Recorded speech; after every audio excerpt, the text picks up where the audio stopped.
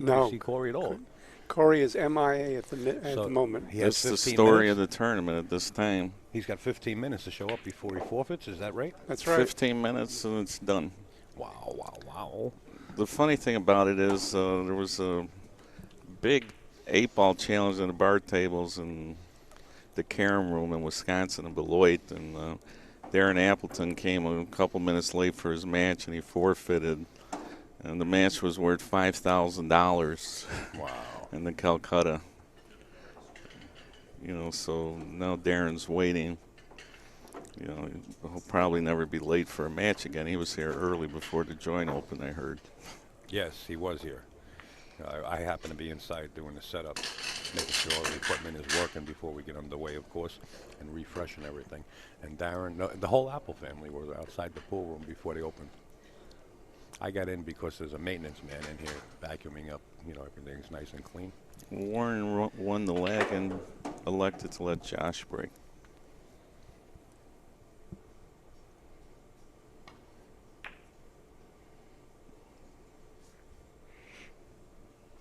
Almost textbook. You're looking, you got to check the rack, see if there's something dead. The 3-ball looks like it might be close. The 4-ball, you might be able to throw it in. But there's Josh Filler from Germany. He's got a coach. I was talking a little bit to his coach, who was here watching the tournament, and he told me that Josh ran his first 100 when he was 11 years old. Wow. So he was 40 at that time.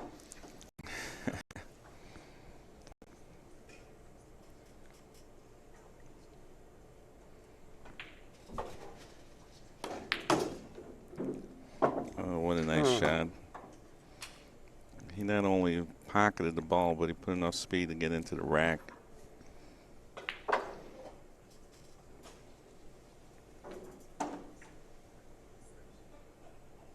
Looks like he's got to go 2 rails. He could be able to get to the side rail. But it's hard to get up on the ball. You might be better off just playing position for the 4 in the corner, breaking off the 2. Unless you can get up above him 2 rails. No, he's going up. Yeah, he's played for the 4-ball. And actually, this cut that you have on this 4-ball, when you're crossing the ball, it imparts English. Corey has arrived. It imparts English on the object ball. And, you'll have a little bit of right-hand spin on the ball, which helps it to pocket. So I'm surprised he's shooting the 8-ball here. He's rolling the 8 in, playing for the 4. And in those situations, it's just a matter of preference, which shot you like better. The one shot he was going to the rail if he shoots the 4-ball. The other shot he was playing to get it straight on the 4-ball.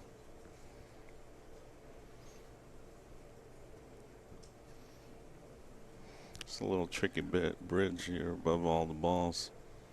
I don't know if the bridge will help him. No.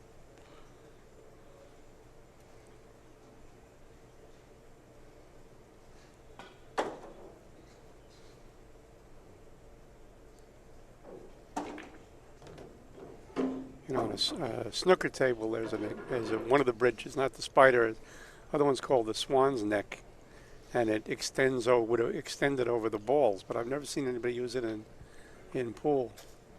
Well, you're right. That's a great bridge. I was thinking about that the other day, that it would have been great for some of these shots where they can't get over the rack. Thin cut in the corner. I don't know. Thank you. The one ball came back to make came life to the nice. rescue.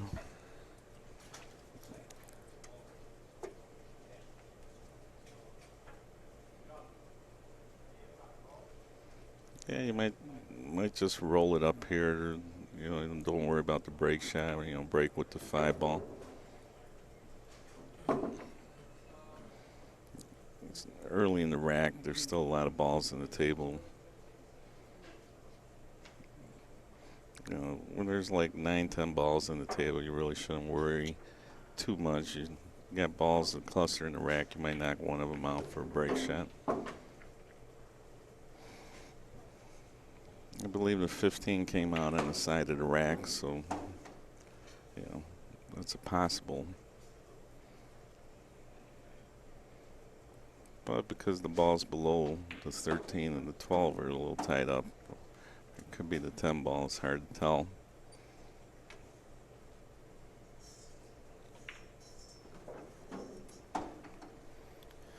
You might have to just play shapes for the 15. He's coming back for the 3.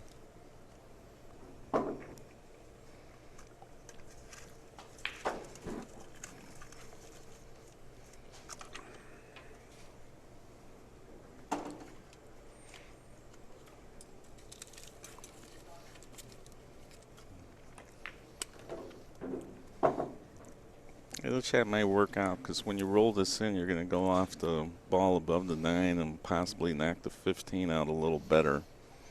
Just nudge it out a little bit in your favor. Even if you did run into it, it's not a bad thing with a foul. If you were drawing the ball, then you would hit that 15 full and not get too far.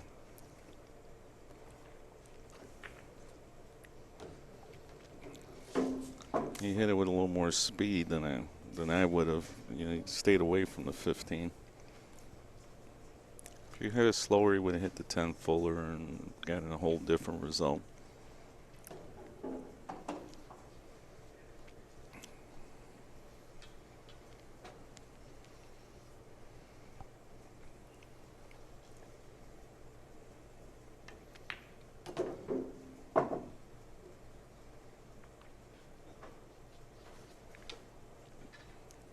On the other table, Darren Appleton won the lag with Corey Duell. He's going to have Corey break.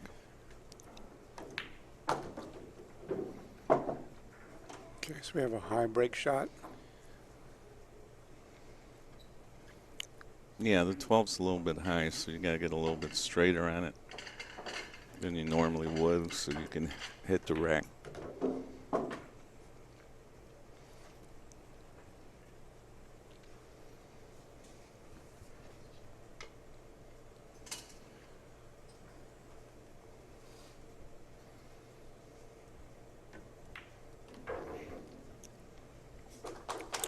One rack down. That's And I want to make straight sure enough. to mention today and not forget, today would have been the 77th birthday of George Fells, great writer, not only of instructional material like Mastering Pool, but he had a column called Tips and Shafts and Billiard Digest, kind of Damon Runyon-esque, and they're all still available online at Billiards Digest. Great reading. Yeah, when George passed away, everybody that writes about pool moved up one notch because he was the best.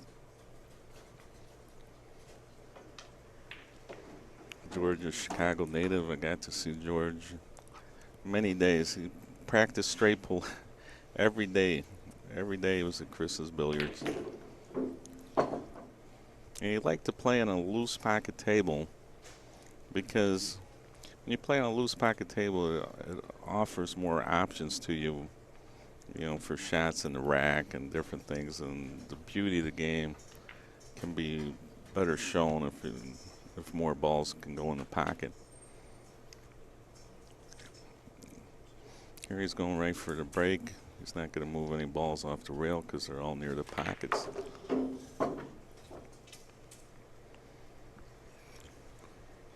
What's this? If he doesn't have the 4 ball, he's jacked up on the 2.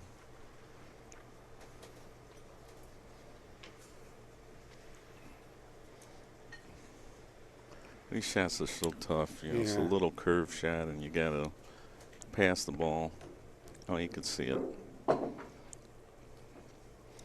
lot of times when the ball's in the pocket, you're fortunate because you can hit it anywhere and make it. You don't have to hit it dead center in the pocket. You can hit the edge of the ball and it still goes in.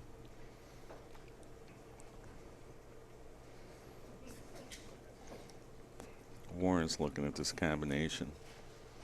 Notice how he's going to shoot the 6 into the ball rather than the 7 because you get a straighter angle. There's more margin of error shooting the 6 into the ball. Although now you got to think the bridge is so much easier. and the 7 ball. But still, that's the right shot. Might knock out her break shot here.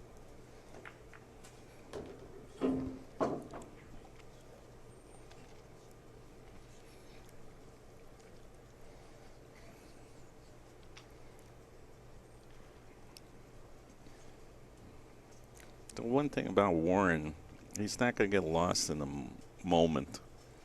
You know the winner here is going to be a bronze medal, minimum bronze medal winner in this tournament. And, he's aware of the moment. He doesn't, it doesn't bother him. This young kid, his first time in the show. It's going to be interesting to see how it plays out.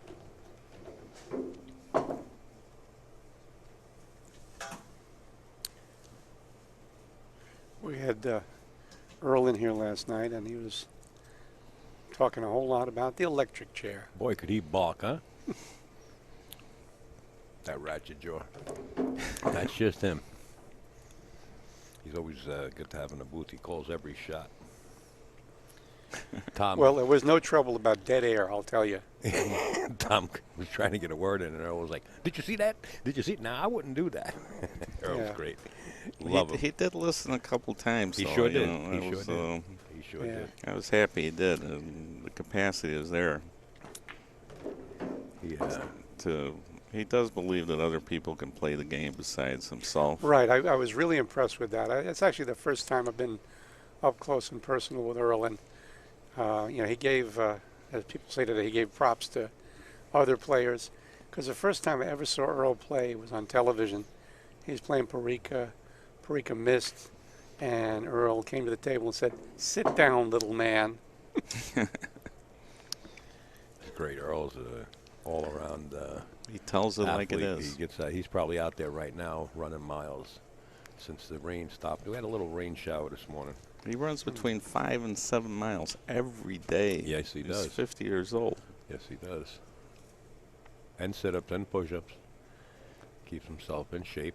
Well, like any other sport. A lot of these players are in shape. As you look around the room and you see them come up, you'll see they're lean and mean. Keeps them in. It's sort of like swimming. You get the sleek body that they go for, and anything else. I think it's more like baseball. Baseball also, but as they get we older, got some big guys. We got some skinny guys. You can get by. You can play well, any shape or size, and pull. But if you want to win this stamina contest that is Right. the world tournament with this round robin format, a lot of matches, it helps if you're in shape. exactly.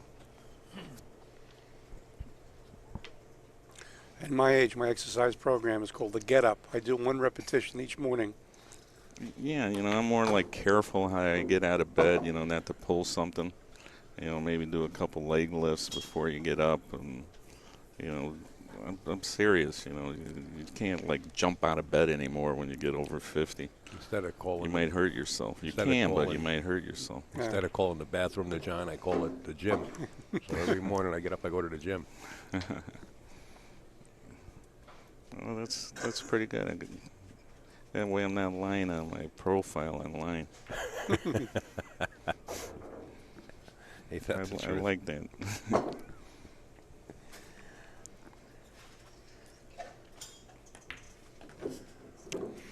Okay. Warren got through the Second one second down. rack. So Upstate Al talked about the rain. I had a tire light come on this morning and a downpour. So I was reminded of the conditions. It was really, really dry here for the past 2 days. And now we've had rain. We're going to have some more. And even though this is an indoor game, that's going to affect the table. Well, to compensate for that, Steinway has the air conditioner blowing pretty good. Yeah, It feels yeah. good in here because the multitude of people are not really here. They're not early people. I mean, we got a nice crowd, but they by the afternoon and the evening, then it's might affect it if it doesn't dry up by then. Warren Kiamco back at the table. Leads this match 28-0. I think a little bit of foul here. Oh, he hit it with a draw. Point, point, point. We saw that last night a little bit. Darren Appleton hit 2 draw shots off the rack, straight back to the end rail. One spun to the left, almost scratched in the pocket, hit the far point. And the same thing happened exactly from the other side of the table. So you think his stroke's consistent? Same amount of English, same amount of power, same hit on the rack. What were the odds of that, seeing 2 balls do that? Held it for the 6.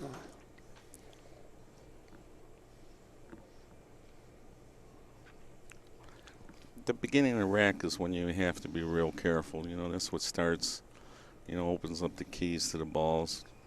There we got a quick flash of Corey. Yeah, we're going to get right back to Warren. Yeah, you fooled me, Al. I thought the ball shifted on the table. He's got it.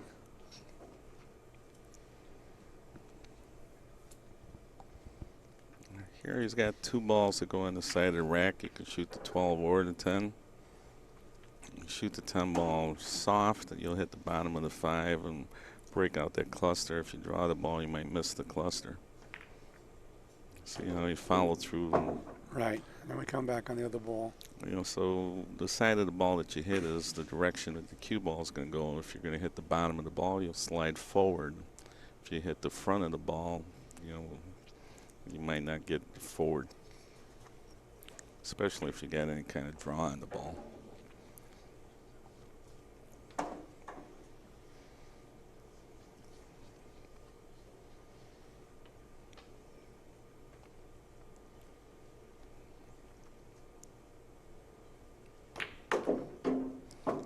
Yep, the 1 ball's a little bit of a problem. We got rid of it, got on it right away.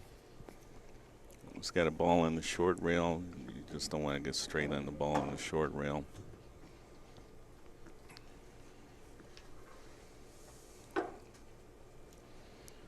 And he's taking his time. Got a kid in the chair who runs around the table. Can't wait to run. You're like holding that horse in the gate. Let him get antsy a little bit. Okay, now he's cleared that pocket, so when he's ready, he can get above between the 14 and what's that, the 4? And get. We've been having trouble. The 2-4 10-12 has been driving me crazy all week long. The some 2 reason. looks a little blue. Yeah, they look. It looks sad. Yeah, sad. And the 4 and the 2 are very, very close. You have to find both balls before you can say which one is which.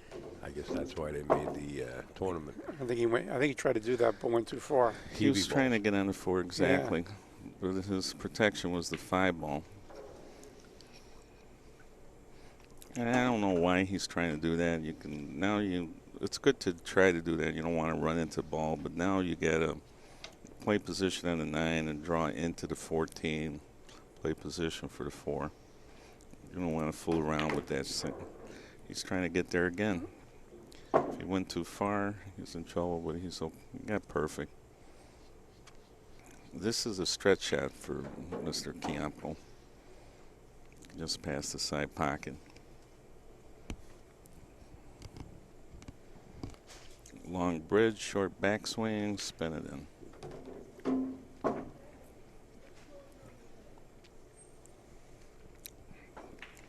A lot of these players use a long bridge, like the snooker backgrounds. They have a long bridge, but they shorten up their stroke when they're trying to do different things. And when they need the power, you'll see the stroke come a little further back.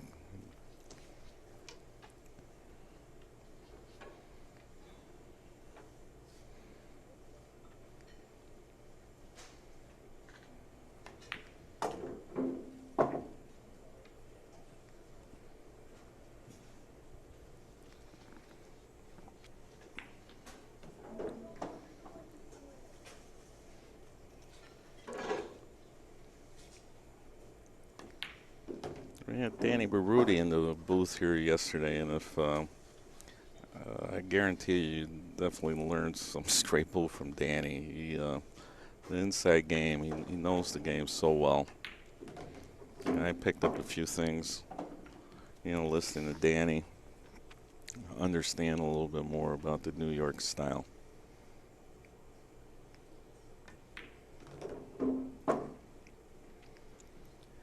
The New York style, I guess there's a couple of different ways of playing straight pull depending on what state you're in. Midwest, it's more regions, the Midwest and the East Coast. Really not so much the West Coast style. They didn't play a lot of straight pull out west.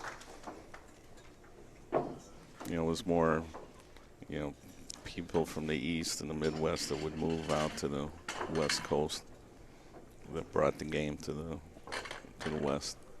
Well, Danny's out now in Salinas, California. He's like a missionary. Yeah, he's on missionary work. Oh, I guarantee you there'll be some better straight pull coming out of the West Coast for sure. You can't help it. If you love the game and you know the game so well, what are you going to do? Take the knowledge to the grave with you? You want to show a kid, and when you see a kid like Josh, everybody wants to show him how to play. Another. Oh, at that point, same point. Another point, another far point.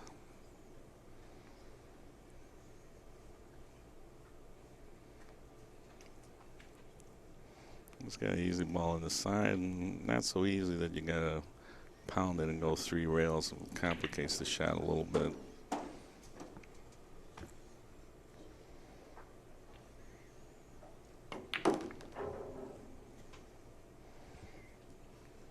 Yeah, he sent the ball full. He ended up a little bit short in that. But, what's short for us is like perfect position for Warren. He's a smaller guy, and he doesn't want to be stretching for shots. So he's actually, if he's further away, a lot of times that's perfect for him.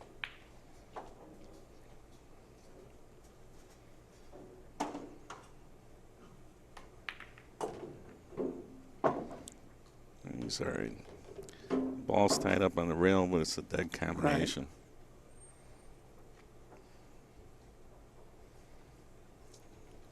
Right. Can't really do much here. It looks like you got to go forward, 2 rails. He's going to be playing for the combination soon, I believe.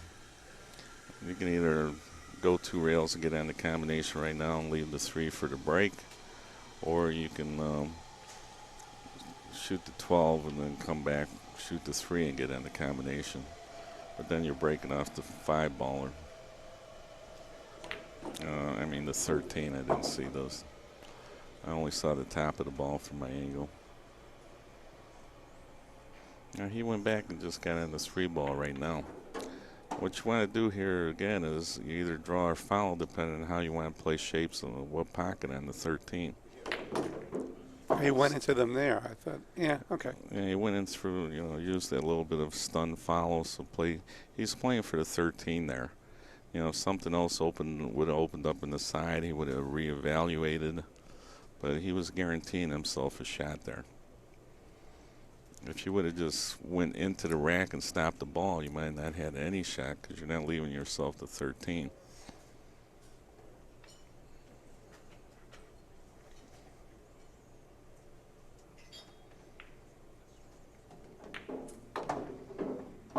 So we got Joshua the Killer. We call him Killer Filler against the Manila Thriller.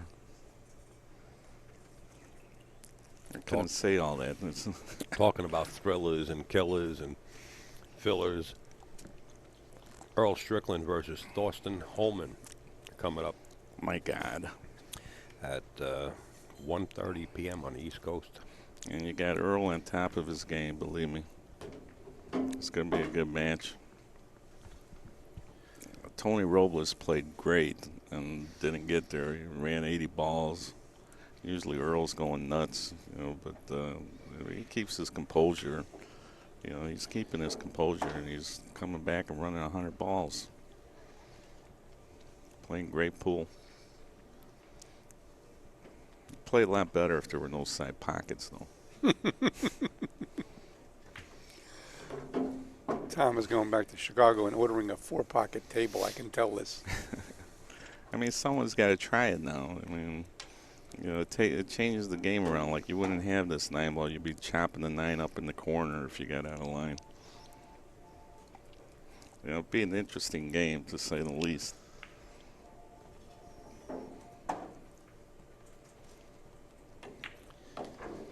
They say the great straight pool players, especially on a 5x10, they cut the table in half and played on a 5x5. That's what you can do using your side pockets. Same thing on a 9-foot table. You cut the table in half.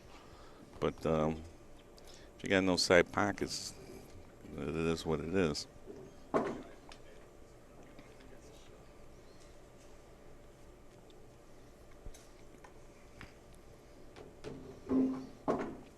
Meanwhile, Warren's, playing really nice straight pool. He's picking the balls off, leaving the correct balls at the end of the rack. He'll follow this up and just roll for the 10. You don't want to get too straight on this shot, which he did. It doesn't allow you to bounce off the rail, so you got to hit the ball harder. Depending on how that facing is how hard you're allowed to hit a ball. 14 times 4. Class? 56. It's up there for the viewership that's watching. 56. I got up to 72 times 14. That's 1,008 balls. In case somebody wants to run 1,008 balls, that's like 10 runs of 100 together. If you ever, a lot of times when we start playing this game, we think, oh yeah, I could run 1,000 balls if I practice. Not realizing that that's 72 break shots. I'd like you to have ball in hand at 72 break shots and just make 72 break shots, without missing one. Especially if you're trying. If you can make 72 break shots and get a shot every time. Okay. That's amazing, because stuff like that happens.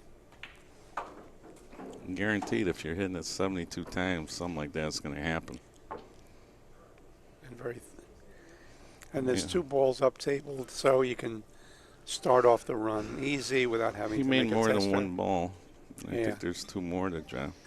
All right, guys, don't take your eyes off the screen right now. This kid is on fire. Another Jason Shaw is what Appleton says. You might miss the match if you turn your head away. Darren said that this young man, Joshua, reminds him of Jason Shaw when he was younger, and also Chris Milling. And Darren said Joshua was going to be a world champ if he stays in pool. Yeah, the writing's on the wall with this kid. He's beautiful to watch. I was watching him warm up before the tournament, and I just knew he was a player. I didn't know he was 17. I didn't think you were allowed to come to the pool room until you were 18. You might have to bring his dad with. Well, today's pool rooms, with the cafes, and especially the way this pool room is designed here, you can actually come down here with the family and have a dinner or lunch or a breakfast. So if you're in a listening area, come on by. Yeah, bring your kids. Absolutely. I've seen a lot of young kids in here that are playing pool.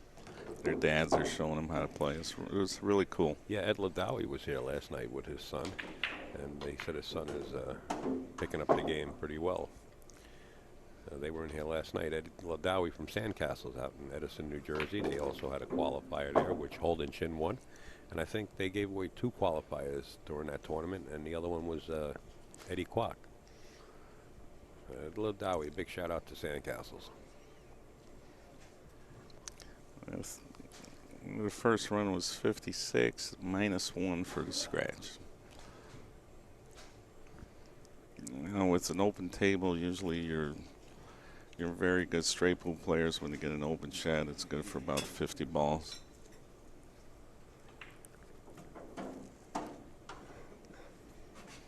Josh is adding an extension to his stick. So if the cue ball and the object ball are left in the rack, what happens? If both are in the rack, Yeah. Yeah, you have ball in hand, and you're shooting at 15 balls. you rack all 15 if they're both in there. That's right. I was just testing you guys. Right. That's all. If And one you- of and them you- is in there, it's different. Right. I kind of found And that that's out. absolutely what you don't want to have happen. Now I understand that was as of past 1970. Back in the 70s, they used to put the ball in the middle of the table. Yeah, they used to use the center spot. Yeah. Oh, that's why Dallas used to put it in the center. Right. You know, that's a great shot too. He would shoot that shot, go 2 rails into the back of the rack, and you know, make a break shot. You put both balls on the spots. Cue ball in one spot and object ball in the center spot. He liked to practice that anyway. I think he was just setting it up to show me another way to break the balls.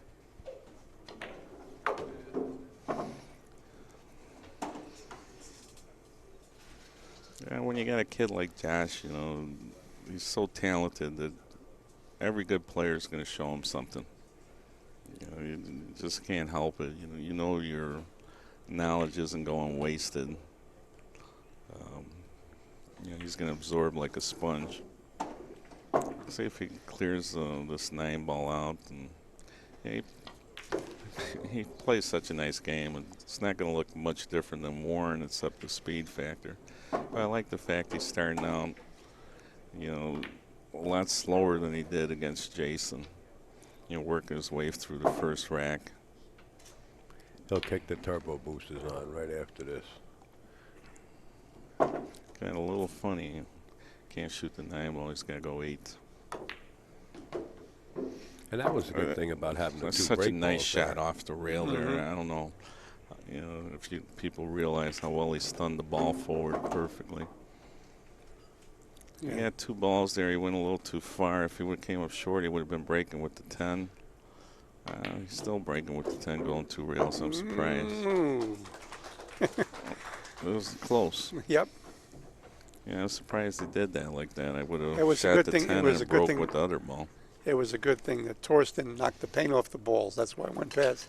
Yeah, if there was still a little paint on the balls, he would have hit it.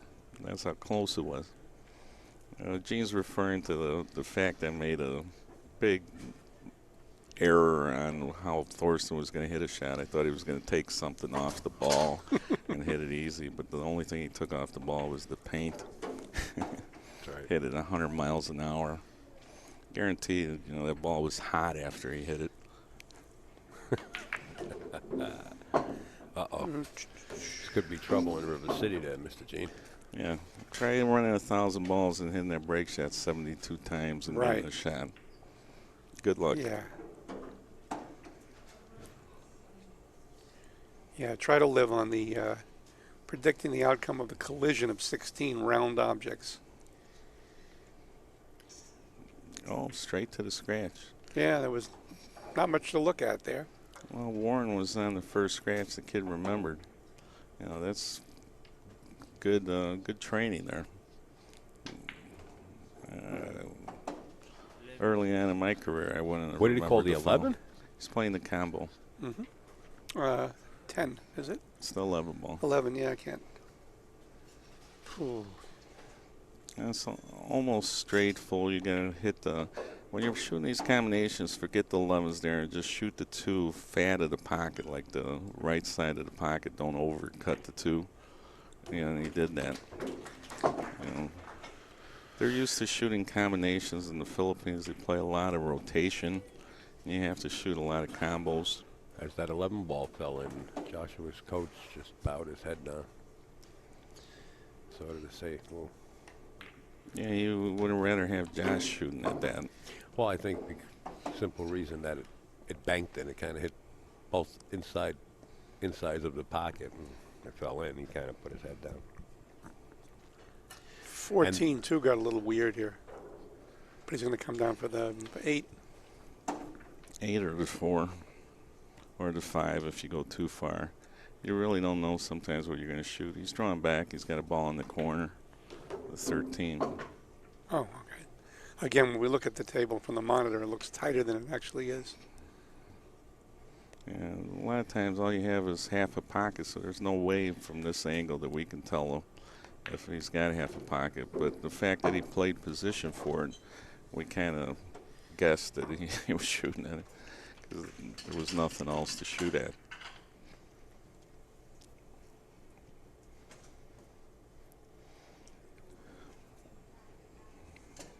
Yeah, if Josh is going to win this match, he's got to go down swinging. Corey Deuel looks to be on a little straight break shot, another table. I think your Upstate Al is coming with an update.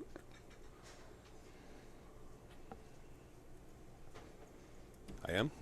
Oh, I thought we got a score over here. Oh, no, I didn't grab a score. Somebody was had Yeah, their elbow Corey's shooting resting a on break one of the shot camera here. mounts. You know, he opened up the rack. He didn't scratch. Looks like he's got shots.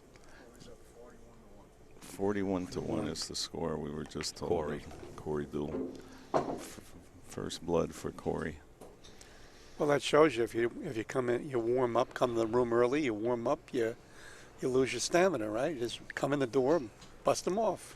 Yeah, you know, there's something to that because Evgeny Stalov, when he ran out on Mike Davis was practicing 6 hours before the match. He was here early, dead punch, hit balls.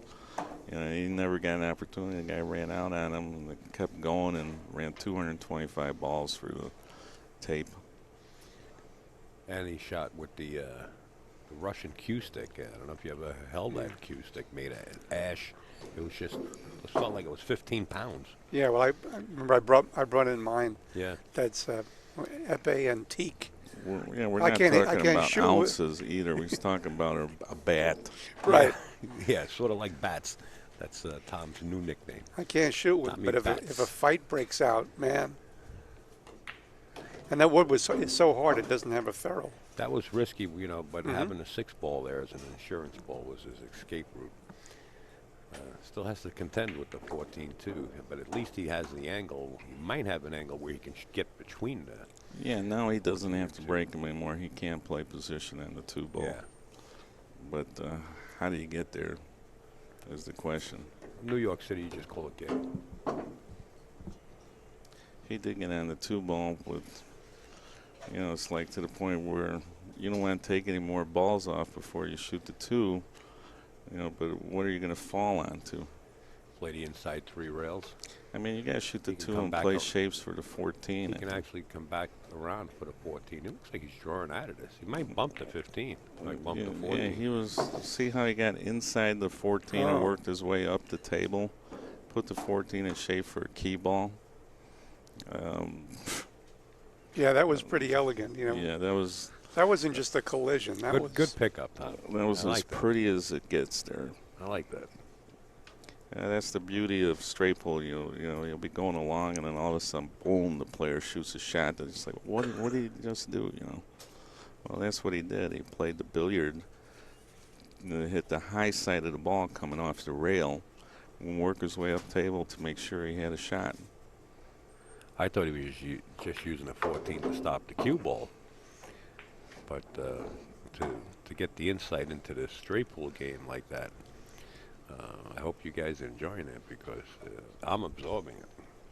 I didn't think that he was playing a 2-way shot like that. This shot, you got to go to the rail with a little bit of left-hand English because it helps you keep your angle. You got to make sure you have the left-hand English on it.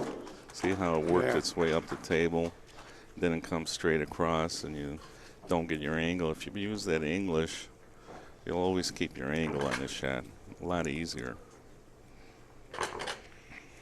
Okay, so it's 69-14. Kiamco has 5 racks minus the scratch.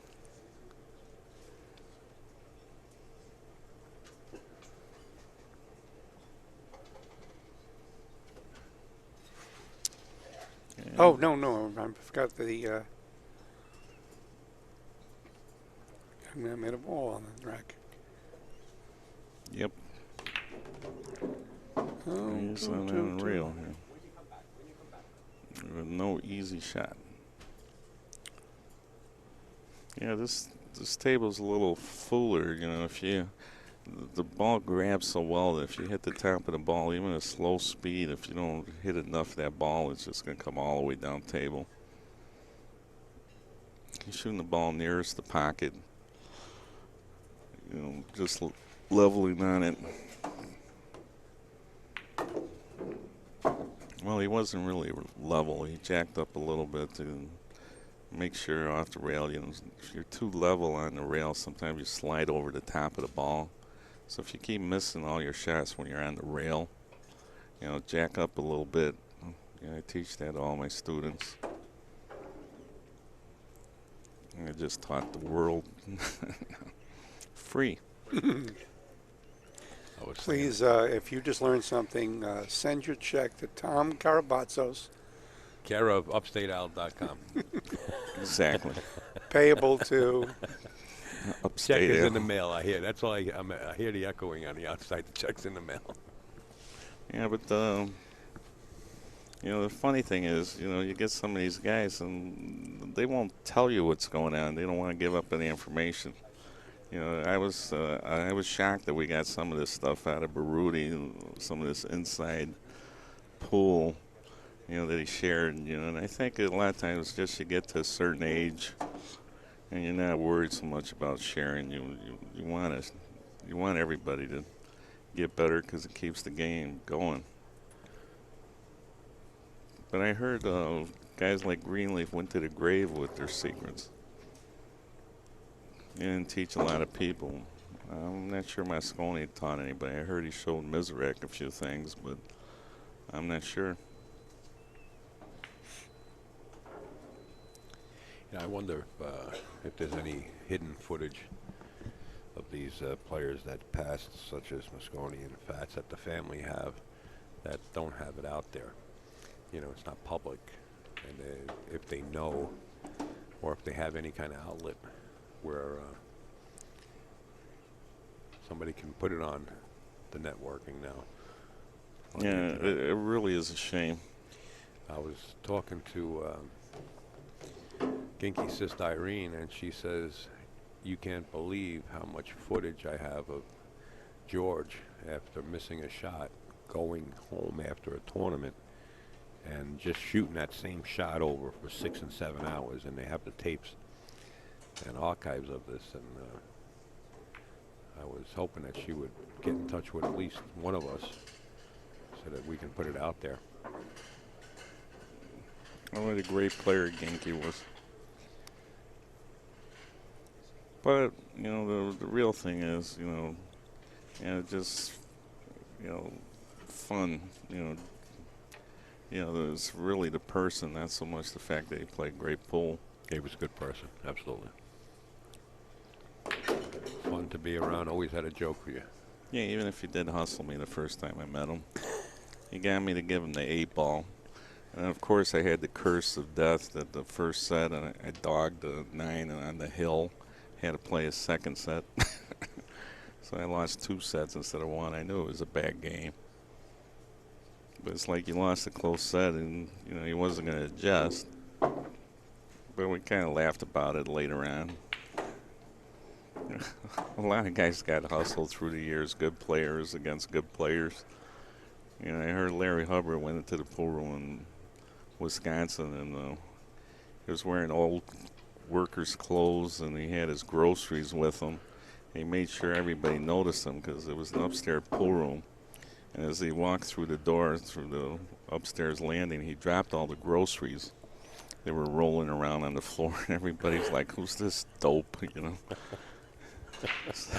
So when they learned he had some money, Willie Munson was giving him like the 6 in the break or something like that. But he was mad at Larry for about 30 years.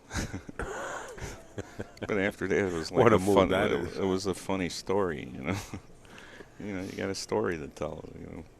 It was worth the money.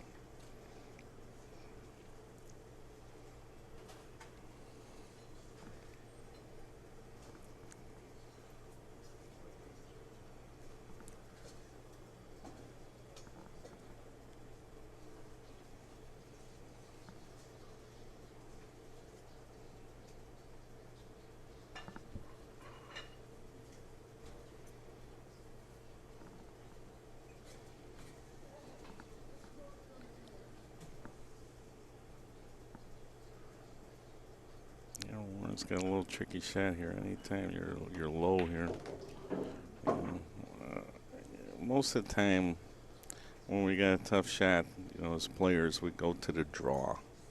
To be able to go to the follow in a tough spot and still be confident in hitting the ball with a follow takes a little more practice.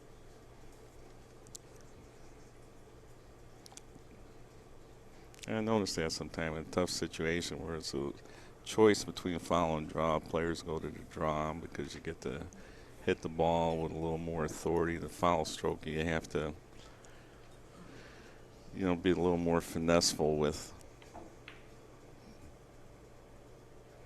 6 ball on the side.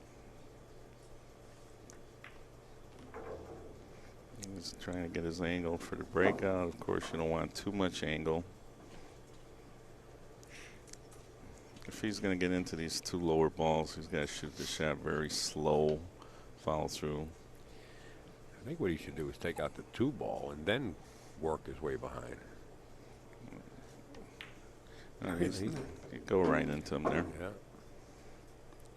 Yeah. You haven't been picking this stuff up all of it. Well, you've been giving me a lot of opportunities here, and now do you like the 14 at the lower part of the rail for the break shot, or do you like the 9 ball? What do you like? I like the 14 at the bottom of the rack, because the 4 that's left on the table, the 9's on the wrong side of the ball to get on the break shot. See how that ball's laying to the right half of the table? Yeah. Your cue ball, you want it on the right side of the table. Otherwise, you can't hit the rack if you leave the cue ball right there. Once it's racked, it's a lot harder, to get a good breakout. You're hitting the far ball on the top rather than the near ball. And that's, much different breakout results if you hit one ball or the other ball. Of course, you could still get to that side. It's just a lot more difficult. Let's see, either get back for the 2-9. Yeah, that's what he's doing. He's breaking off the lower ball. He listens. He's good. He's a good boy. I never had problems with Warren. Never. So what did you call it in Chicago? Discipline? Your cousin got loaded up with your discipline? Yeah, he went to the discipline. We got 10 periods of discipline after school. I think I owe 56 weeks for 8th grade. I'll go back there sometime. He came up real short. And again, that follow shot, it's hard to control. When you're rolling the follow shot, you got to get all the way to the top of the ball, and you'll get the same results every time. When you start on draw shots and follow shots, you either got to get to the top of the ball on the follow all the way to the top, and there's a sweet spot where the ball rolls through the ball. It doesn't seem to hesitate when you hit it. Same thing with a draw shot.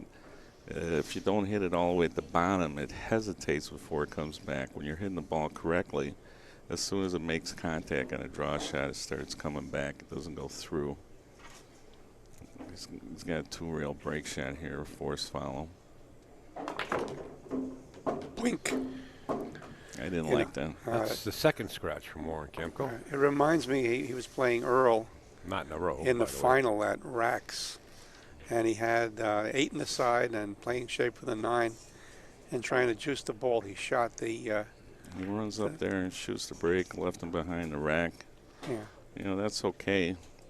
But, the problem with this shot is if he leaves you like a long, tough shot on the 14, you're going to leave him a shot if you miss. He's going back into the side of the rack here.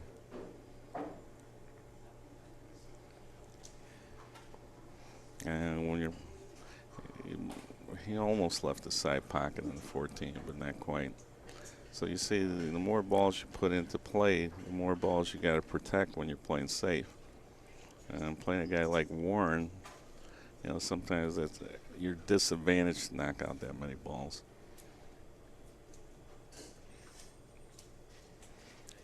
If you knock out the balls, it's good. If you leave one on the short rail, and one on a side rail. This way he can't leave you uptown or downtown, as we say in pool.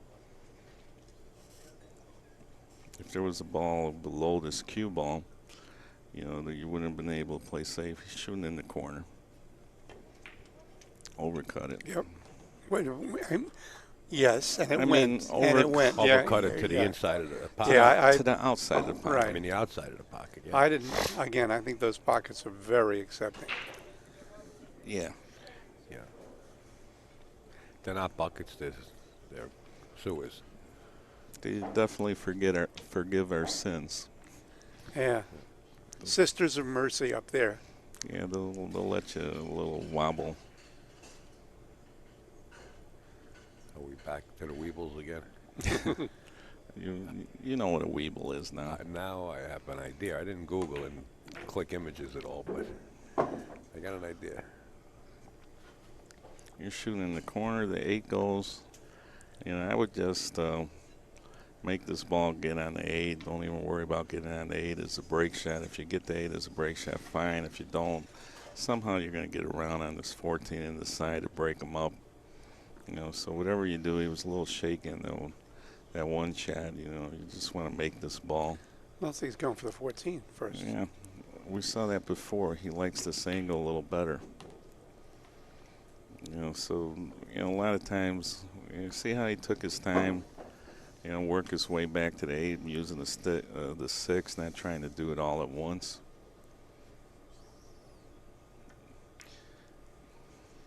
He followed down with a little inside English to get his angle there. And when you put that inside English at that slow speed, you're hitting it slow, but that English picks up speed, so you got to allow for that when you're rolling it. Most people go too far. They don't realize how far it's going to travel with the English.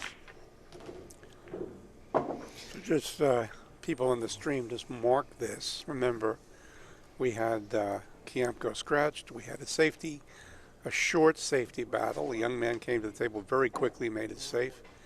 Kiamco made that shot up in the forgiving pocket, and that may be the part of this match that you know, decided it. Yeah, it makes a big difference. That's the insight of the game. You know, the safety battles, you know, are won quickly so far by Warren. You know, the kid should have shot that combination. Just a quick update on this table right here. Corey Dool leads 55-1 over Darren Appleton at this point. I think Darren's finally got a shot.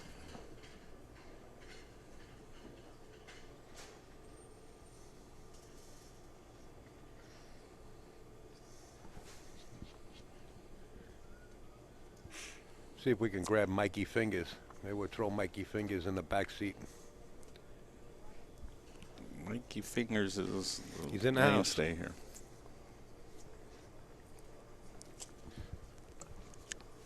Unfortunately, people, this is my last day.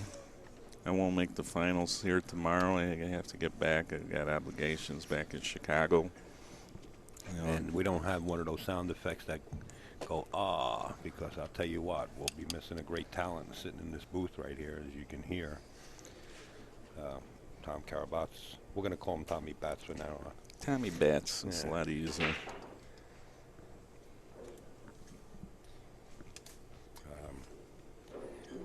Foul. Oh, We were hoping to have Tom and Tony Robles in the final matches, but Tom's leaving us, so we called the union. He's out. Mikey Fingers on board. Mike Badstubner. Welcome on board, sir. Yeah, thank you very much. Good morning, Michael. How you guys doing? hey, Mikey.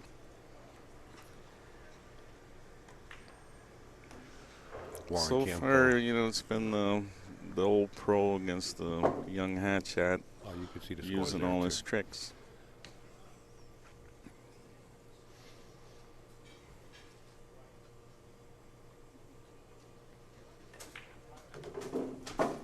I heard them say before this kid's got a 293 ball run. Yeah. Yeah. At 16.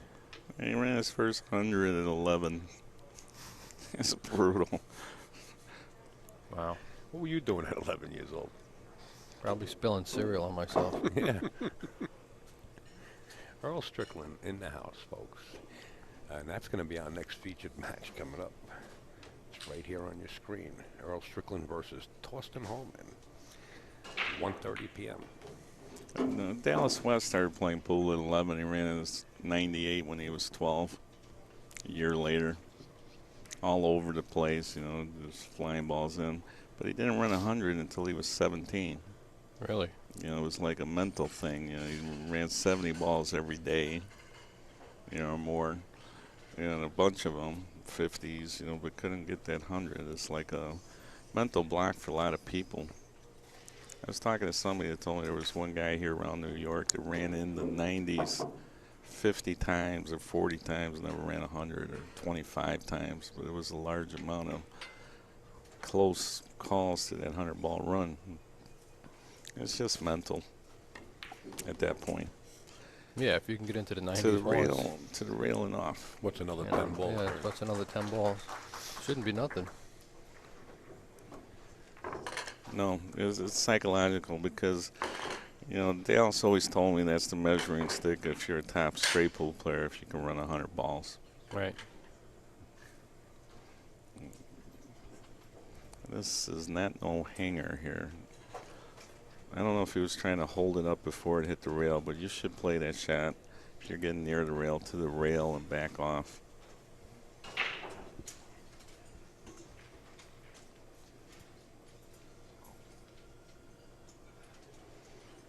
Here you just level on this. I like hitting the shot with no English, just straight follow. Rolling it in the pocket, you're going to hit the top of the rack. Don't hit hard enough to scratch. Just like that.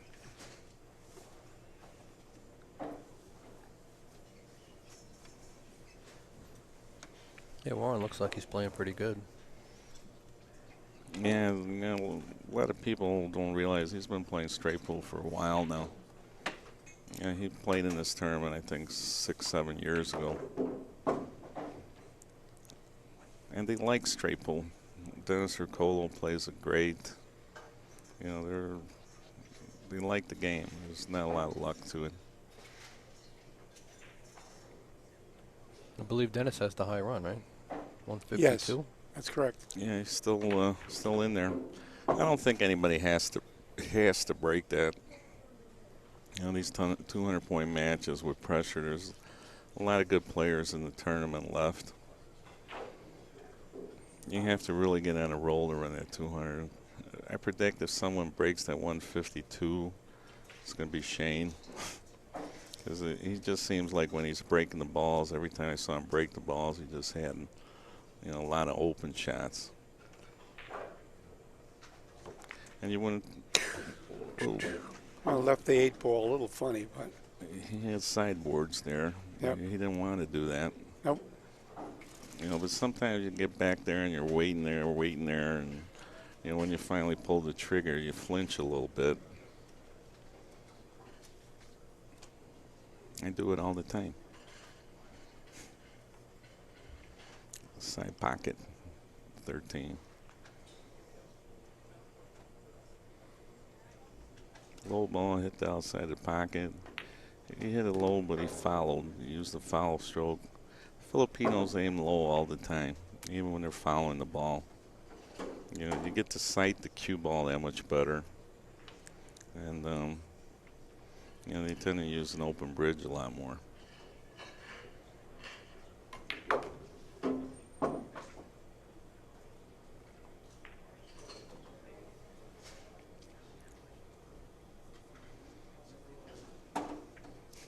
Like Danny last night with Darren when he was calling the match, he was talking about how he's going to finesse and go into the corner of the rack, softly off the end rail, and no, Darren's going to fire it with a draw, shorten up the angle, and smash the rack. It's you got to know the players.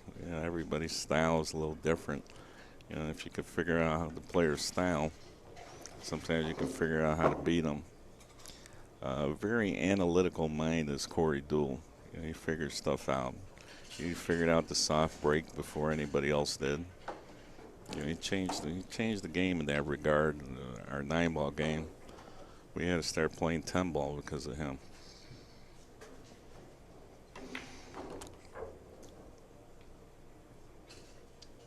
What you got there? And the 7 goes too. If he was playing for the, usually you play for the high ball in these spots.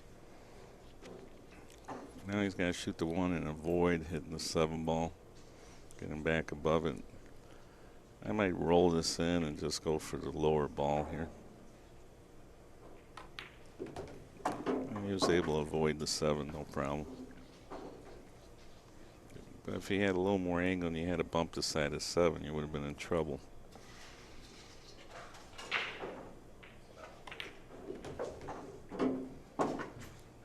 Hey, get this lower ball. Be careful, you're over a ball. You don't want to foul. He sees that now. He sees the position error.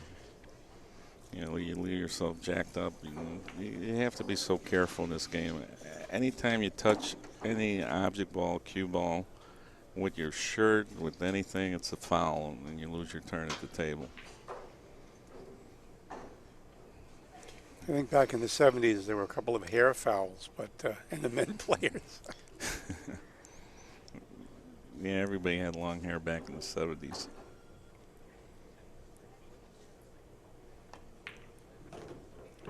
Well, the young man Joshua called a foul on himself against, what was it, Darren, and I don't think anybody in the house saw it. No, the only thing that happened was Josh felt it, and he, as a true gentleman, he called a foul on himself. And that's great to see. I rarely see guys call fouls on themselves playing 9-ball. Of course, you don't have those type of fouls. They're cue ball fouls only. Push shots. There's always arguments. Someone should figure out a definite rule for what's a push on a pool table.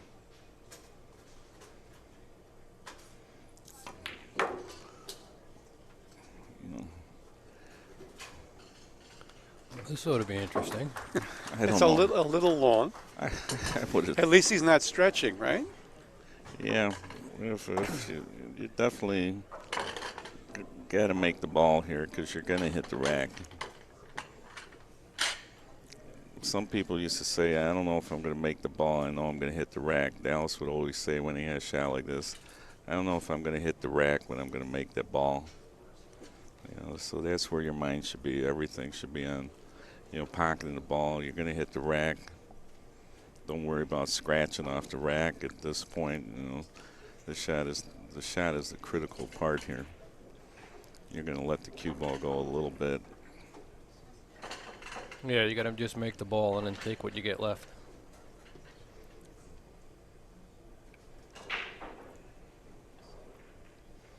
And when I get a shot like this, I like to hit it medium speed because, just stay consistent with your speed so you get a better feel for these shots. Here it goes. Just And like he that. came out really well. He's up over 100. He started with 108 before the rack. Got a 100-ball run, 100-ball total. Today's games are going to 200, I think. That's right. Nice. I kind of like that, a little bit of an extended race. I mean, usually the best player wins in a 200-point match.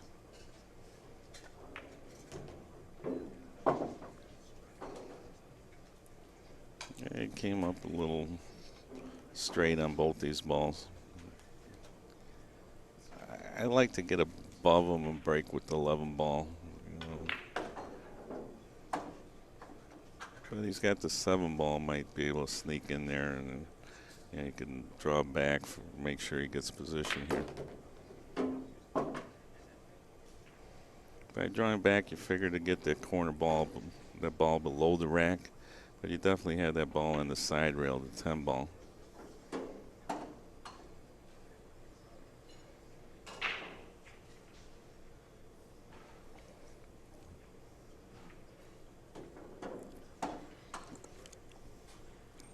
I'd shoot the 10 and play position for that 4 ball that looks like the 2 for toss. Yeah, that's what I was thinking.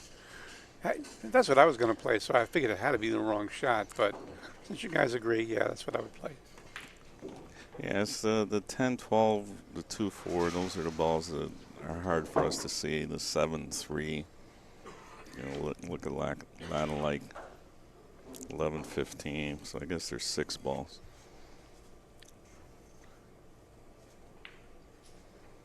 You can tell the difference between the green and the yellow.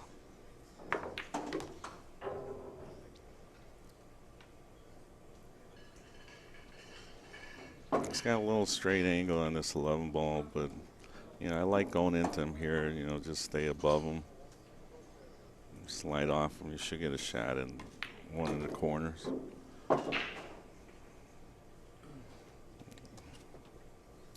Gotta shoot the 2. Mm-hmm. And these shots come up all the time when you play rotation. You're shooting balls far into the corner. And again, the fact that he's shorter, you know, he's shooting a lot of these shots. You know, this is like a straight into him, an easy shot.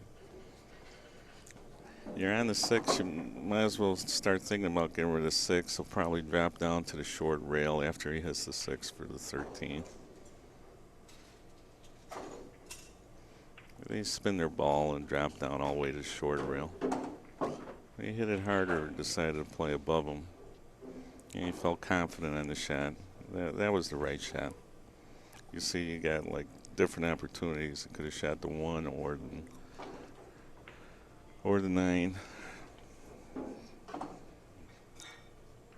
There's that 13. I don't know. And that other one was the 5, not the 1 ball.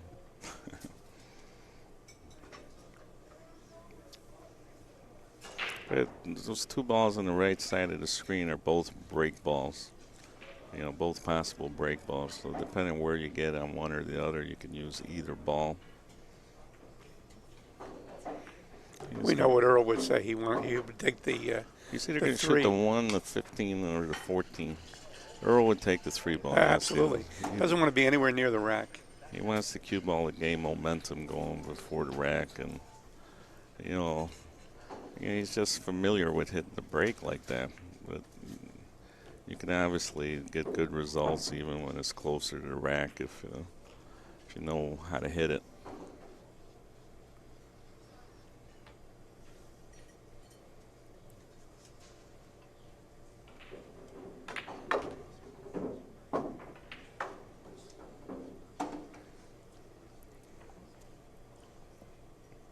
Just a quick update. It's 77 or 57.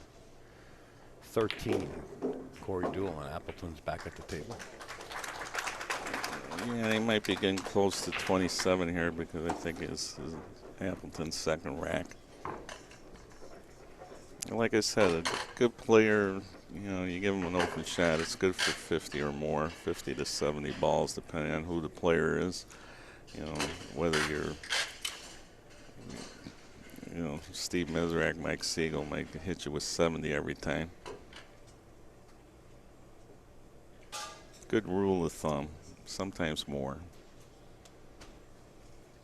And that's usually the 70 because that, you know, that tough break after a break shot. Here we have Warren shooting a break shot. We're going to watch this. He's hitting it low.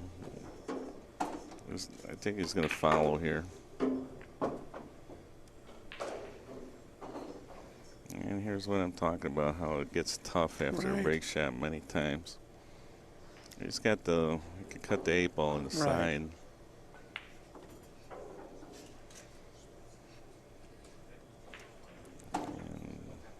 And he's looking at that now, but he's looking to see if he's got a clearing.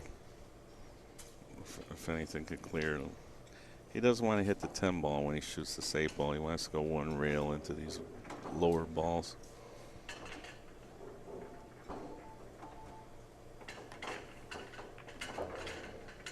Got good results. Whenever you're running into the balls, try to pick your speed that you're going to hit them, which allows you your best chance to get a shot. You know, depending on you got to think whether you hit either side of the ball. What's your best speed to get a good result? Because being perfect on the hit is so hard to do.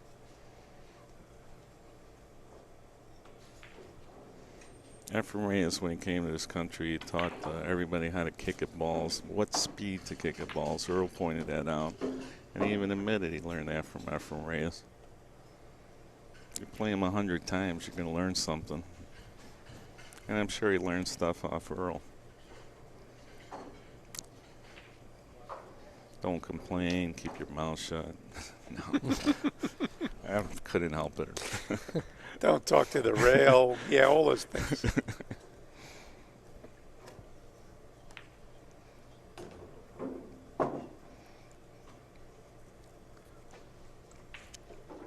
The Camel Tour, I saw Strickland get into it with Parika. He got mad that this foreign guy was playing in an American tournament.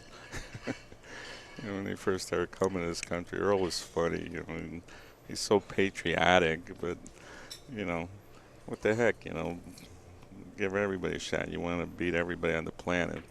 Efren once told me if someone came from Mars, he doesn't care. I'll beat them. You know, that was the attitude. But it was funny because, you know, Strickland got in Parika's face, and then he pointed to him, touched his chest, and Parika knocked his hands down.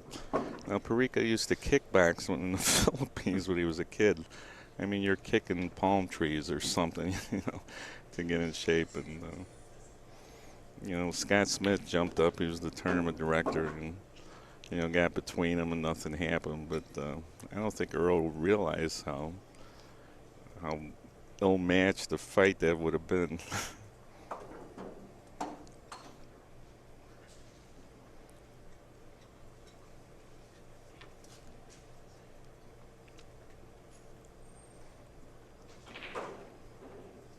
Yeah, we have a humid day today. You know, the air conditioning's cranked up a little bit, so the conditions are playing nice. But in the humidity, the Filipinos are used to playing on tables that have no walls, that are outdoors. You know, with high humidity, would be a huge advantage, I think, for Kiamco. You know, if those were the conditions.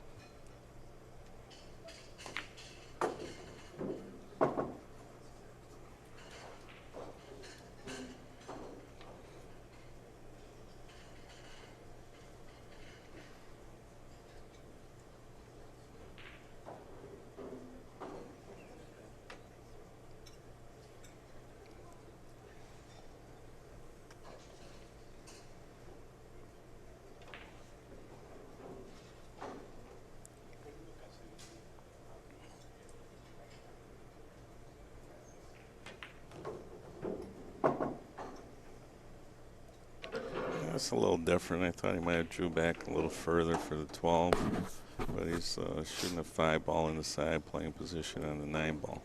I think that's the one. It looks orange from here. I think it's the lighting.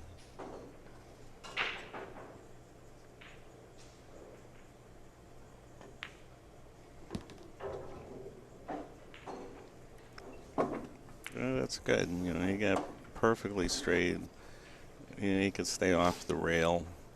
You know, you don't want to get an angle where you gotta leave yourself on the rail. It makes it little mistakes like that make it real hard.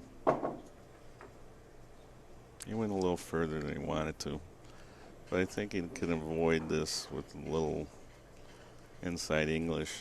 Well, actually, outside English will get you away from the 6 the most.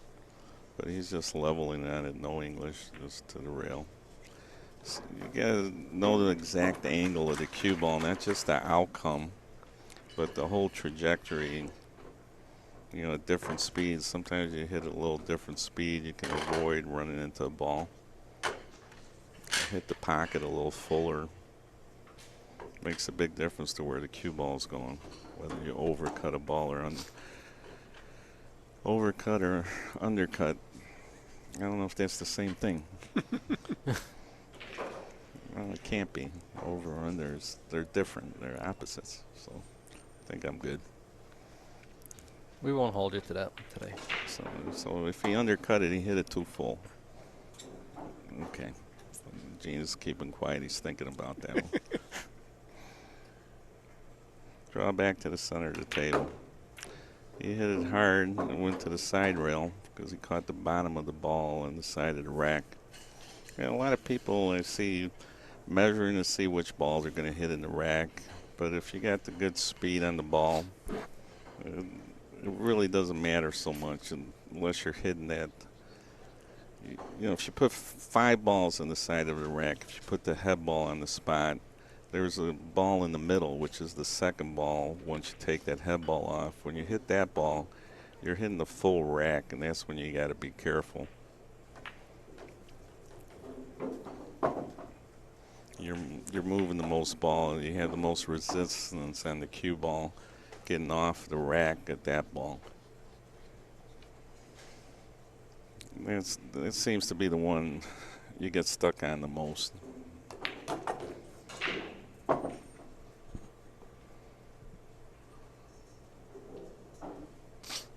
Or the one just below it. So at that point, when there's 4 on the side, the 2 in the middle are the ones you can get stuck on.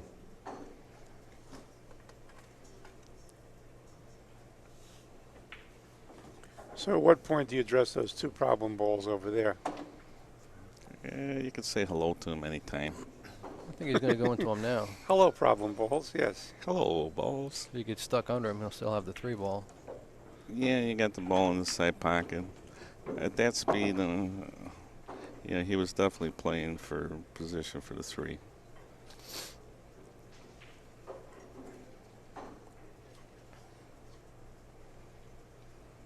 So again, run into the balls. You want your speed, to get a shot. If you would have hit it harder, you would have been behind the 14 and not been able to see this 3 ball. Now he's trying to avoid running into the ball here and going up table. He saw he couldn't avoid running into him, so he hit it hard. He popped it a little bit so he can hit the high side of the ball and go up table rather than below it and into the corner pocket. A little trick, some new players might have scratched on that shot and say, oh, I got a bad roll. But really, you didn't. You just need more schooling.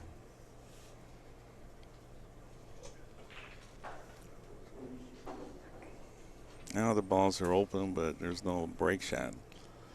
You got four or 5 balls near the rack. You probably have an opportunity to move one of those balls over. Like it looks at this, if you get the correct angle on the 7, you can knock out the 10 ball. But it's tough with that 8 sitting right next to it. Makes it a lot tougher to get the perfect angle. Does that 7 go body 11? It looks to be close. Not on our screen, it doesn't look like it, but when I look directly at the table, it looks like it does. He's got to have he played position like it goes. Now he's not so sure.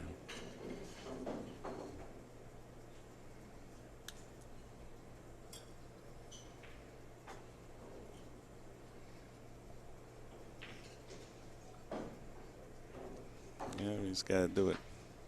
Getting these shots, forget the 11 ball exists and just shoot the 7 into the left side of the pocket when you're facing him. Just like that. You see he went right into the left point. And he knocked out his 10 ball.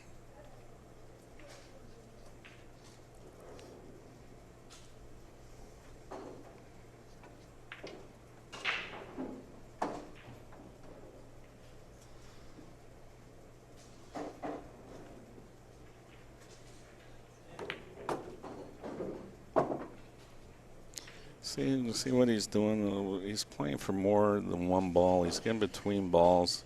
That's a good way to play straight pool. You don't want to play for just 1 shot, because if the 2 ball wasn't there and you went a little too far, you wouldn't have the 8 ball. Or it makes a big difference. You get between balls. Here you can shoot the side pocket if you wanted to. You shoot the lower ball. You know, so a lot of times you get a chance to get back on your angle. If he doesn't like this angle on the 11, just shoot the ball in the side pocket and key off the 1 ball. And see how he switched. It's just discipline there. You know, don't get locked into one way to play the balls. And if he would have had a better angle, he would have went up and gotten the 1 ball. But you know, he doesn't want to shoot a long shot at it. He didn't want to miss the side pocket shot.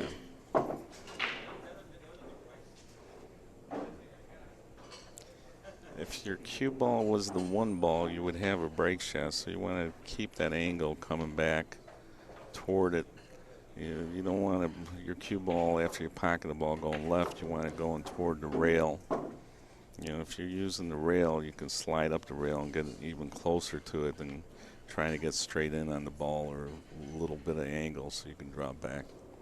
It's called leaning on the rail. There you go. There Let's it see is. how you got closer to the ball. 150. Playing for Fitty. I didn't know you were from Chicago. Fitty. We say cat and bat.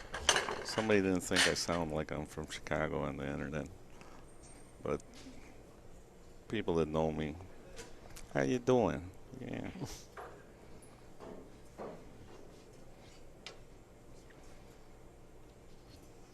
They think everybody's an Italian gangster if you're from Chicago. They think Al Capone still runs the joint.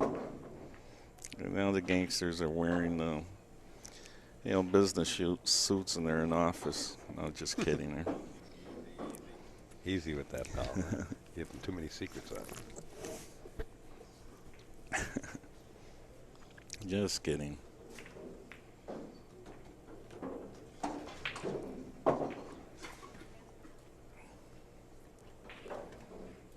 That coming from a guy named Tommy Batts. Yeah, the funny thing is, like Rob Blagojevich, the ex-governor that's still in jail, I didn't feel like he did anything real wrong. I don't think he did anything wrong either. Because, it's really the doing business. Like, if you want him to do something for you, you just got to do something for him, He was trying to get stuff done. He got free rides on the bus for the seniors. Yeah, he did a lot of nice things. I think he actually had good intentions. That ball wiped its feet off before it went in the house.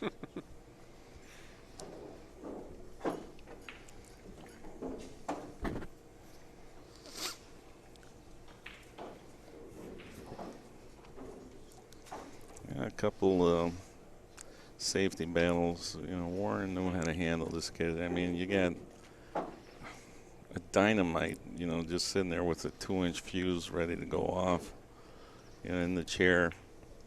And, Warren's keeping him away from the table. He's using the old school, don't leave the table on a miss. Of course, he did scratch 2 times. But once he got into the safety duel, he won the safety duels, the battles. I think I have to give money to Corey every time I say duel.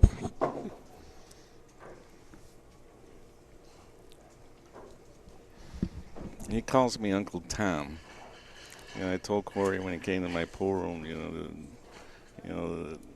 everybody likes my nephew. They don't know who he is.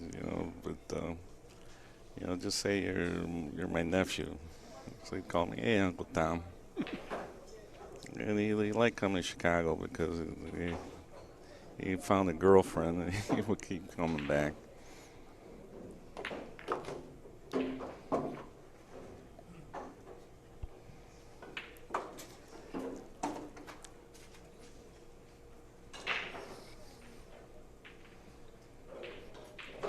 And we're in the electric chair, as Earl likes to say, Mr. Fillers.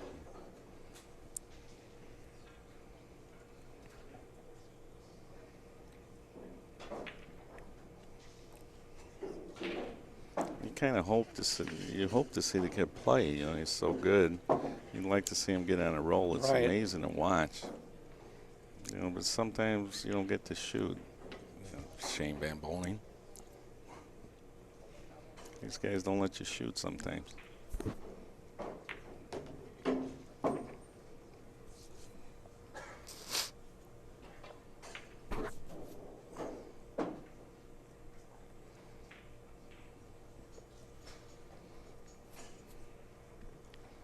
Well, this rack is going to put him at 164. I don't see any problems right here. I might even go out on a limb and predict he gets out of the set from here. There goes that's what you call the bacio di morte, the kiss of death. Commentator's curse? The commentator's curse. I think it's going to be a no-hitter, folks. Yeah. Yeah, no one talks to the pitcher when he's on a no-hitter. And you try not to jinx, you don't talk about it, but we can talk about it all we want. He looks like he's just playing really well right now. You know, He played another good player and ran 100 and out on him in the preliminaries. I forget who he was playing. He was playing a top player. You expect a good match, and I think he played Earl. And if you give Earl a shot in this tournament, he's run 100 every match, the last 3 matches.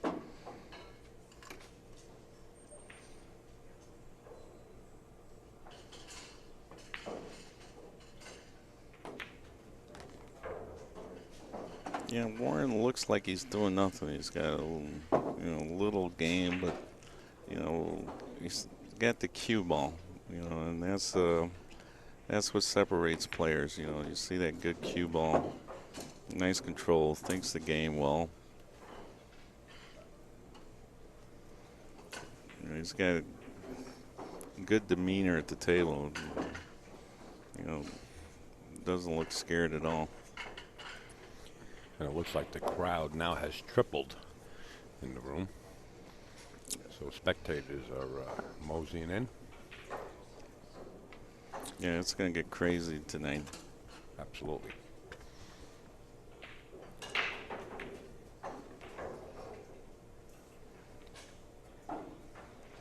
Earl Strickland in the house. He's practicing on a corner table. I believe he's playing on a TV table next. Yep. Correct? Who's he playing? Torsten. Torsten. Thorsten Holman. That should be an exciting match, wouldn't you say? Yeah. Little contrasting styles and personalities, etc. To be put mildly. Yeah, I think Torsten's going to have to calm down a little bit. He's a little outspoken when he gets to the table.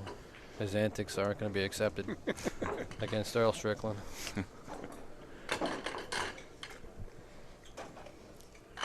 Earl's nickname is not the Deacon. Isn't that a highway? Irving Crane. The Major Deacon. The Major Deacon.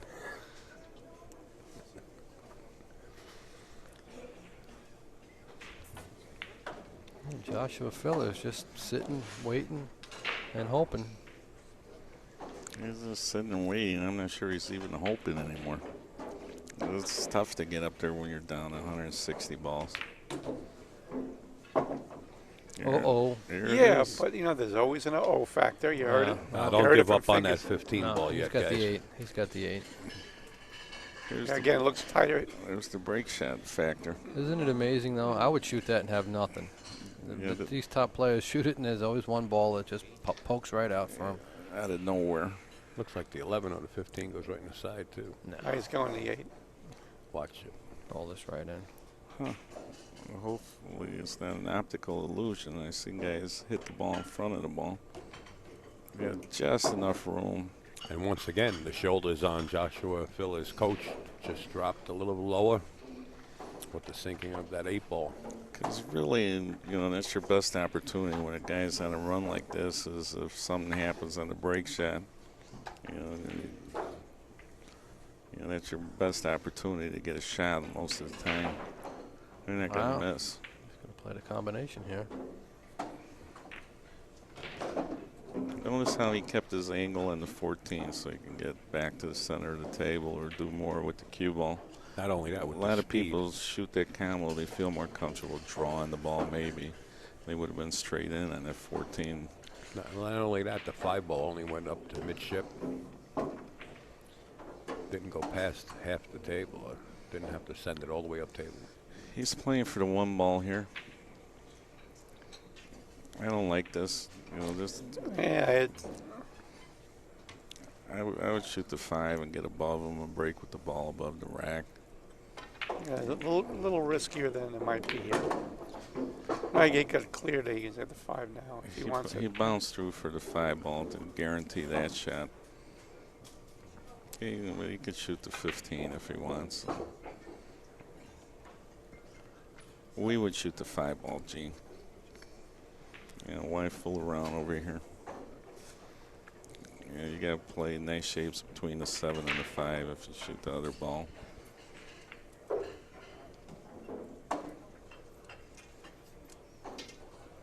He's hitting a little inside juice. No, well, he did hit a little inside juice, but he hit it hard enough to come across rather than just play for the 7 ball. He's working both ends of the floor.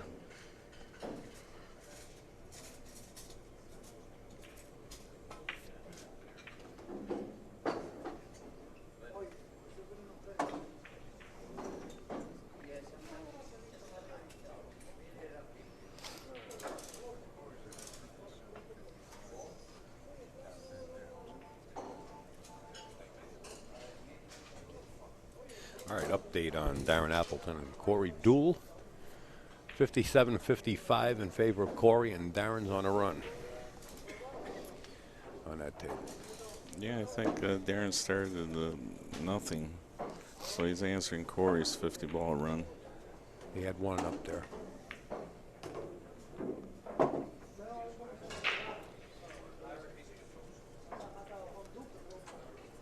He's got to get that 10 ball out of there. Yeah. I don't like this ball on the side rail. It's, you know, you can screw this up. You hit the bottom of these balls, roll below a ball, and get stuck. Darren looks to be home free now. So he might get their run from 53 to 67 or 68. You know, very carefully playing. He's trying to get in the ball in the corner, get in the ball on the side. I like that. And again, you know, play position for 2 or 3 balls. If you hit a little hard, you got 1 shot. You know, you could have had 3 different shots playing it the way he did. He's going to be good from here. Just play a stop shot and then come off the 10 ball and flip out the 12. Yeah, no. A lot of times the best way to run the ball is to be in the middle. I like shooting balls from the middle. It's sort of like shooting ducks. Just shoot a ball, draw back a little bit. He didn't get the angle that he wanted. I don't know how much he could cheat the pocket and break out those 2 balls. Looking very straight from this angle. Yeah, just a slight angle. Yeah. Just But, you know, you can't really play position. If you had a bigger angle, you could slide off the top of the ball. Now you got to shoot off the follow. Well, he's going to try to pound it again. Yeah, be very careful here. He can tell he's in a little tricky spot. If he gets through this rack, he'll be at 178. So that means he's in the 172 range or 173.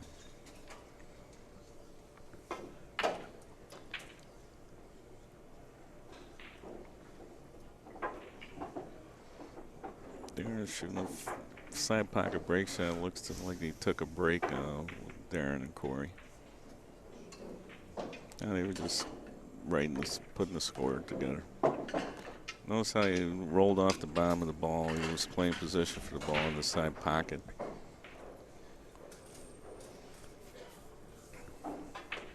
He doesn't like it because he's got to travel his cue ball a little too much. You know, to go back and forth. If he would have gone straight, he could have stopped. You know, shot the 3, slid over for the 7, come back. Now it's Gonna be a little trickier.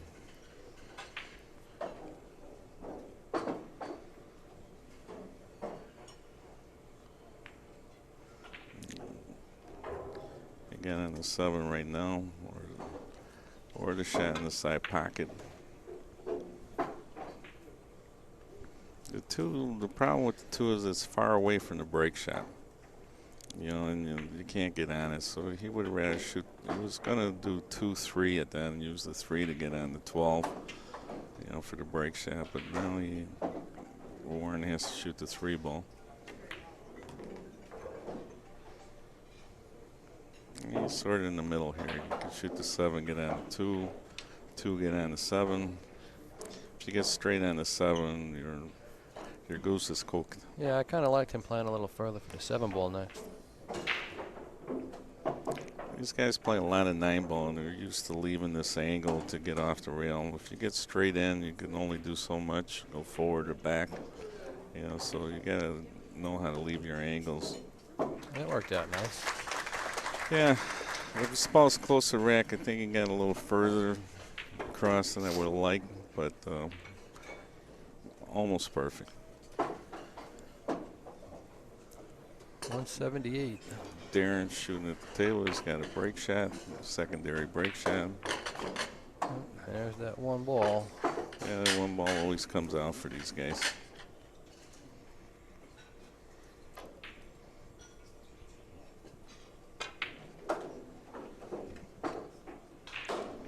Usually when you're playing good, you're getting good rolls. And I think part of that is when you're playing bad, you get shots, but you can't make them all the time. And you think you got a bad roll. Where if you're playing good, you just shoot that ball in. You don't need to think twice. Get that nice, and he's got the 1 ball at the bottom of the rack, and this thing cut. That's it. You're a little 1. bit jacked up. Yeah, here's another opportunity for Josh. Is he going to go for that mess over there on the right? No, I don't think you can hit that. Huh? No, just come to the center of the table. No, no, Oh, he was able to dig into that. Yeah, he's got the 1, the 11, it looks like. He's got a few choices from here. In the back of your mind, you're thinking about those balls on the side rail, but, you know, trying to fall on an angle to break them up. Now he put some balls in play where he can get that way. If the 3 wasn't there, you could shoot the 14 and go into him. But, you know, he's going to shoot the 3 and go into him right here, I think. They love that inside juice. You don't want to hit the 6, though. Not a good, Perfect. good result. Perfect. Wow. Sat in front of the pocket, you know, not on the point. You know, you overdo that shot, you hit the 6, they're still tied up. You know, he hit the good speed on it, hit the billiard exactly how he wanted with all that inside juice.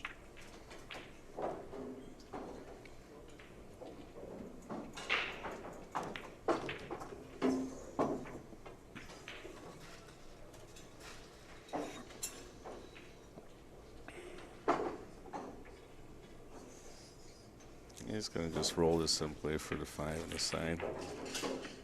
Nope. Yeah, if you can let the ball run, you know, you're better off letting the ball go sometimes. You know, you want your stroke to stay true.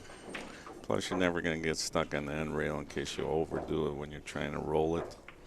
If you're hitting that cushion and coming off it, you overdo it, you're just getting closer to the center of the table. We tend to over-amp under pressure, you know, over-hit shots. When you under-hit them, you completely flubbed it, so you know, you want to stay away from under-hitting the ball, and a lot of times you over-amp in tough situations.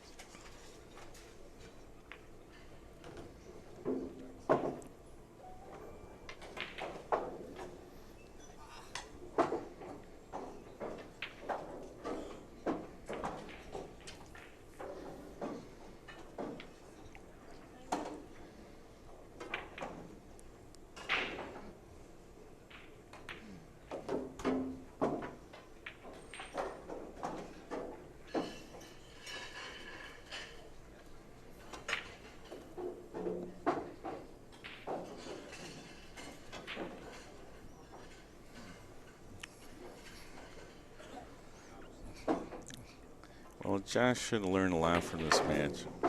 Because Warren scratched twice. He got to the table, ran out of shots pretty quickly. And then he was a little quick taking a foul and a safety play and leaving him a shot. Right, he was. I think that was, you know, unless some comet hits the earth, I think that safety exchange, like the last hurrah. And he had a better angle on the combo than Warren did, and he didn't shoot it.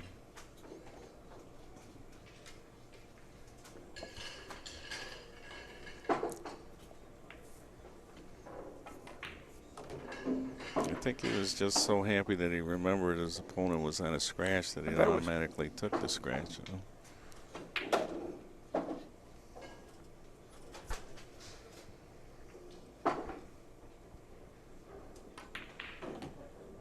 We overdrew that one a little bit. Mm-hmm. Got to come 2 rails now, it looks like.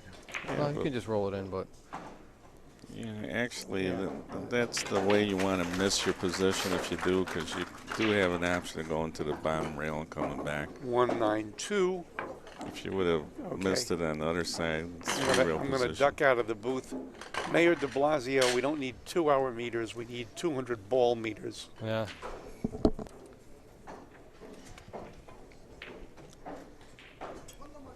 Yeah, well, Gene feeds the meter. Warren needs 8 balls, and he's breaking at 192.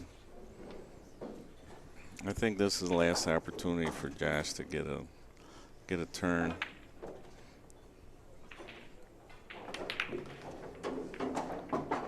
Warren made the break shot and has shots. Yeah, he only needs, what's he need, 7? And they're out. 7 more.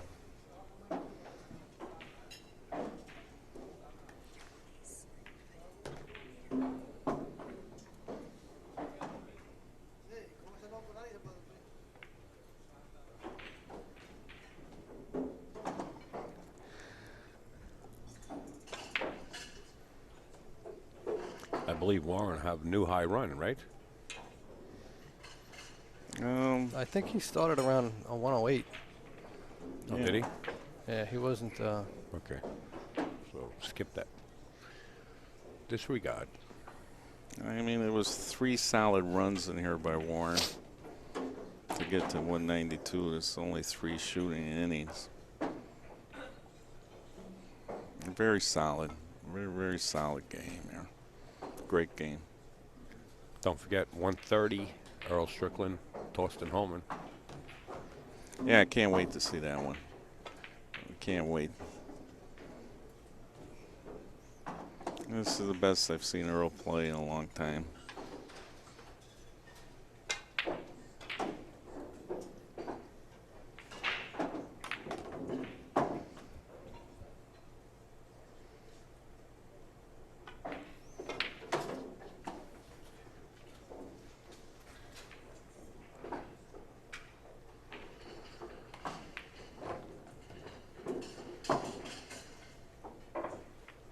Shooting for 3.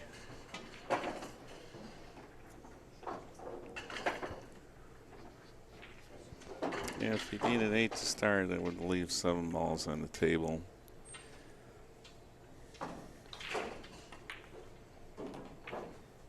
that's going to be it. My prediction came true. The 9 and the 3. Yep, Mr. Fingers. was Mikey, right on easy. there. It's not over yet. It's over. It's over. It's over. It's all over with the crying. You know, the cheerleaders are going to start crying now. At the end of the football game.